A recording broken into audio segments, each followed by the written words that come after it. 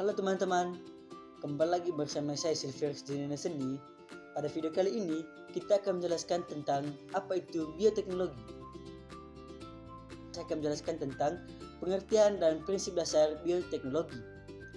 Bioteknologi berasal dari kata bio atau hidup dan teknos atau teknologi yang berarti ilmu yang menerapkan prinsip-prinsip biologi secara klasik atau konvensional. Bioteknologi berarti sebagai teknologi yang memanfaatkan organisme atau bagian-bagiannya untuk mendapatkan barang dan jasa dalam skala industri untuk memenuhi kebutuhan manusia. Yang kedua, saya akan menjelaskan tentang jenis-jenis bioteknologi. Menurut perkembangannya, secara umum bioteknologi dapat dibagi menjadi dua jenis. Yang pertama itu bioteknologi konvensional atau sederhana. Bioteknologi konvensional adalah bioteknologi yang memanfaatkan organisme secara langsung untuk menghasilkan produk barang dan jasa yang bermanfaat bagi manusia. Bioteknologi ini masih sangat sederhana atau tradisional karena teknik dan peralatan yang digunakan masih sederhana. Pada bioteknologi genetik alami, pada bioteknologi konvensional menggunakan mikroorganisme, proses biokimia, dan proses genetik alami. Manipulasi yang bisa dilakukan hanya pada media tumbuh atau substrat, dan kondisi lingkungan belum sampai pada tahap rekayasa genetik. Kalaupun ada rekayasa genetik, masih merupakan rekayasa genetik yang sederhana dan perubahan genetik yang dihasilkan tidak tetap tepat sasaran. Baiklah teman-teman, saya akan menjelaskan kelebihan dan kekurangan teknologi konvensional adalah sebagai berikut. Jadi kelebihannya, biaya produksi murah. Yang kedua adalah teknologi menggunakan peralatan sederhana. Yang ketiga, pengaruh jangka panjang sudah diketahui. Kelemahannya, perbaikan genetik tidak terarah. Yang kedua, memerlukan waktu relatif lama. Yang ke-C, belum ada pengkajian prinsip-prinsip ilmiah. Yang ke-D, hasil tidak dapat diperkirakan sebelumnya. Yang ke-E, tidak dapat mengatasi ketidakstabilan atau ketidaksesuaian genetik. Yang ke-G, proses relatif belum steril. Yang ke-H, kualitas hasil belum terjamin. Bioteknologi konvensional dimanfaatkan dalam beberapa bidang. Yang pertama-tama saya akan menjelaskan dalam bidang makanan. Dalam bidang makanan, proses dibantu mikroorganisme, misalnya dengan fermentasi. Hasilnya antara lain seperti yogurt, keju, tempe, roti, kecap, cuka, dan sebagainya. Yang pertama saya akan menjelaskan tentang yogurt. Yogurt merupakan minuman hasil fermentasi susu yang menggunakan bakteri atau Lactobacillus bulgaricus. Bakteri ini akan mengubah laktosa pada susu menjadi asam lakta. Yang kedua ada keju. Keju merupakan bahan makanan yang dihasilkan dengan memisahkan zat-zat pada susu melalui proses pengentalan atau koagulasi. Proses pengentalan ini dilakukan dengan bantuan bakteri Lactobacillus bulgaricus dan Streptococcus thermophilus. Bakteri ini akan menghasilkan enzim renin. Protein pada susu akan mengumpulkan dan membagi susu menjadi cair dan padat atau dadi. Yang ke-C ada roti. Pembuatan roti juga memanfaatkan peristiwa fermentasi yang dibantu oleh yeast atau kamir. Yeast merupakan sejenis jamur yang ditambahkan pada adonan tepung dan akan menimbulkan proses fermentasi. Proses ini akan menghasilkan gas karbon dioksida dan alkohol. Yang berikutnya ada kecap. Kecap teman-teman merupakan salah satu produk hasil bioteknologi yang terbuat dari kacang kedelai. Kedelai akan difermentasi dengan menggunakan jamur Aspergillus ventil. Kemudian dikeringkan dan direndam dalam larutan garam. Yang ke-E ada tempe. Tempe adalah makanan tradisional khas Indonesia yang sering dikonsumsi menjadi salah satu makanan favorit. Proses pembuatan tempe menggunakan teknik fermentasi. Fermentasi dilakukan dengan menumbuhkan jamur Rhizopus aureae dalam Oligosporus pada biji hifa. Yang berikutnya ada cuka. Cuka bahan dasar pada proses pembuatan cuka adalah etanol yang dihasilkan oleh fermentasi anaerob oleh ragi. Jadi yang berikutnya saya akan menjelaskan dalam bidang pertanian. Di bidang pertanian, bioteknologi memberi andil dalam usaha perubahan kebutuhan makanan. Bioteknologi konvensional dalam bidang pertanian dan kultur jaringan. Kultur jaringan berarti membudidayakan suatu jaringan makhluk hidup menjadi individu baru yang punya sifat sama seperti induknya. Yang ke B ada pembastaran. Pembastaran atau persilangan merupakan peristiwa antara dua individu tanaman yang sejenis tetapi berbeda varietas. Yang ke E ada hidroponik. Hidroponik adalah teknik bercocok tanam tanpa menggunakan tanah sebagai media tanamnya, termasuk juga bercocok tanam di dalam pot atau wadah lainnya yang menggunakan atau bahan yang bersifat porus seperti pecahan genting, pasir kali, batu, kerikil, spons, sabut kelapa, arang kayu dan sebagainya. Yang ketiga saya akan menjelaskan dalam bidang industri.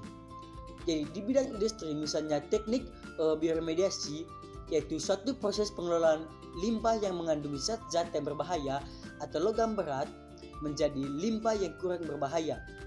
Bioremediasi melibatkan mikro tertentu, diantaranya Xtomanas campestris dan Pseudomonas foetida. Caranya dengan melepaskan langsung bakteri tersebut ke limbah pabrik yang tercemar. Yang keempat dalam bidang pengobatan. Di bidang pengobatan misalnya antibiotik pensil yang digunakan untuk pengobatan, isolasi dari bakteri dan jamur, dan vaksin yang merupakan mikroorganisme yang toksinnya telah dimatikan bermanfaat untuk meningkatkan imunitas. Yang kelima dalam bidang peternakan. Jadi teman-teman, di bidang peternakan misalnya pada domba Ankon yang merupakan domba berkaki pendek dan bengkok sebagai hasil mutasi alami, dan sapi Jersey yang diseleksi oleh manusia agar menghasilkan susu dengan kandungan krim lebih banyak. Selanjutnya saya akan menjelaskan tentang bioteknologi modern. Jadi kelebihan dan kekurangan bioteknologi modern antara lain, kelebihannya adalah hasil dapat diperhitungkan. Yang ke B, dapat mengatasi kendala ketidakstabilan genetik. Yang ke C, perbaikan genetik dapat dilakukan secara terarah. Yang ke D, menghasilkan individu yang memiliki sifat baru atau tidak sama dengan sifat alaminya. Kelemahannya, biaya produksi relatif mahal. Yang ke B, menjadikan jenis tanaman monokultur. Yang ke C, menyebabkan degradasi gen jenis lokal. Yang ke D, memerlukan teknologi canggih. Yang terakhir, pengaruh jangka panjang belum diketahui. Bioteknologi modern sangat erat dengan rekayasa genetika karena manipulasi yang dilakukan hanya pada kondisi lingkungan dan media tumbuh, melainkan juga dilakukan pada susunan gen dalam kromosom makhluk hidup. Bioteknologi modern dalam produksi pangan dilakukan dengan menerapkan teknik rekayasa genetik. Rekayasa genetik adalah kegiatan manipulasi gen untuk mendapatkan produk baru dengan cara membuat DNA baru. Manipulasi materi genetik dilakukan dengan cara menampakkan atau menghilangkan gen tertentu. Salah satu produk hasil rekayasa genetik adalah dengan membuat organisme transgenik. Tanaman transgenik. Tanaman transgenik adalah tanaman yang telah mengalami perubahan susunan informasi genetik dalam tubuhnya. Tanaman ini merupakan suatu alternatif agar tanaman tahan terhadap hama sehingga hasil panen dapat melimpah. Yang berikutnya, untuk membuat satu tanaman transgenik lakukan beberapa tahap. Yang pertama-tama lakukan identifikasi atau pencarian gen yang menghasilkan sifat tertentu atau sifat yang diinginkan. Yang ke B, gen yang diinginkan dapat diambil dari tanaman lain, hewan, cendawan atau bakteri.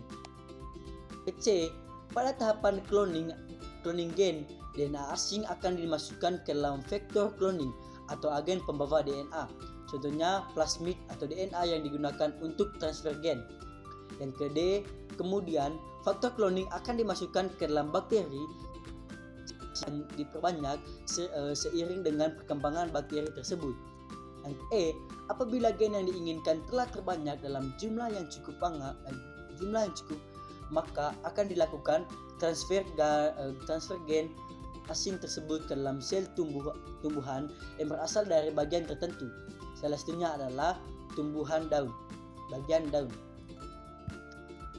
Yang ke F, transfer gen ini dapat dilakukan dengan berbagai metode, yaitu metode transformasi DNA yang diperantarai bakteri Agrobacterium tumefaciens dan elektroporasi, atau metode transfer DNA dengan bantuan listrik.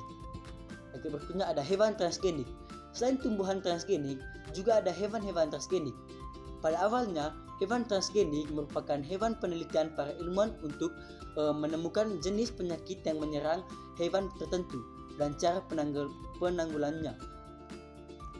Yang ketiga ada teknik yang digunakan dalam bioteknologi modern. Pada bioteknologi konvensional, prosesnya melibatkan reaksi fermentasi dalam menghasilkan suatu produk lain. Hanya dengan bioteknologi modern sudah melibatkan teknik rekayasa genetika, yaitu dengan menggunakan teknik DNA. Teknik DNA rekomendasi yaitu teknik mengubah susunan DNA suatu organisme dengan menyisipkan gen asing ke organisme tersebut sehingga diperoleh sifat baru yang tidak memiliki sebelumnya untuk menghasilkan organisme transgenik. Proses DNA rekombinan meliputi A. Isolasi DNA dilakukan laki. Langkah-langkah proses isolasi DNA sebagai berikut. Yang pertama, isolasi jaringan. Yang kedua, pelisisian dinding sel dan membran sel. Yang ketiga, pengekstrasian dalam larutan. Yang keempat, purifikasi. Yang kelima, presipitasi. Yang ke B, yaitu ada transplantasi gen atau DNA. Transplantasi gen dilakukan dengan cara menyambung gen yang telah diisolasi ke dalam DNA plasmid vektor menggunakan enzim ligase. Yang ke C, memasukkan DNA rekombinan ke dalam sel hidup. DNA rekombinan dimasukkan ke vektor sel bakteri ataupun virus melalui pemanasan dalam larutan NaCl atau melalui elektroporasi.